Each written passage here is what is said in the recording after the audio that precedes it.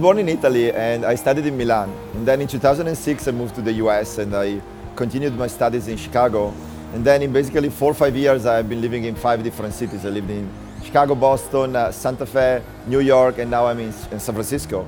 And every single time I had to basically go through the process of getting to know new people and meeting one person, finding out whether they were interesting for me or not, then meeting another person. And it's a very inefficient process. It's very, error prone and you spend a lot of time talking to the wrong person when maybe next to that person there is someone very interesting for you. And so I started to think about whether these hidden connections are so rare as we think they are, or whether they're actually more common and they just go missed because we don't have the opportunity to find them. And so I started to work on Glancee to try to reveal these hidden connections that we share with the people around us. The name comes from the word glance, which is the idea of being able to just look around. It's something that we do much more in Italy actually than here.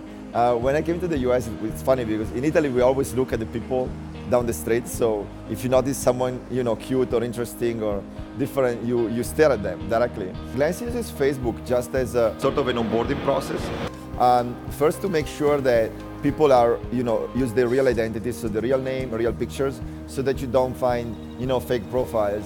And also to make it easy to start with a profile that has already enough information for finding some matches. But after that, your profile is separate from Facebook. We keep syncing it, but you can edit and curate it in a very different way.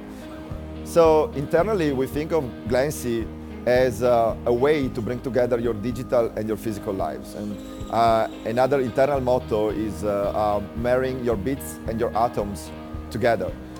So right now we're focusing on introducing people to people because that's the easiest value proposition to get our users excited. But in the future we also want to extend this to companies, brands, events. And there is actually in sociology there is a concept that is of a group of polarization. And there are many studies that show that if you take someone that has a certain political view and you have them only talk to people with the same political view, they are going to tend to have more extreme views as they keep talking to the same people. In Glancee, we chose actually to solve that problem in a way that it's pretty unique. Interests on Glancee are not only matched based on having the exact same interest. So we are not going to be matched only if both of us like the same author, the same politician, the same artist. We use Wikipedia to find relevant people, even when they have different interests. And we do that by basically looking at the Wikipedia link structure. So let's say that you like a politician and I like another politician. If we find on Wikipedia, so first of all, we find the 2 Wikipedia pages that represent your politician or your interest in general and mine.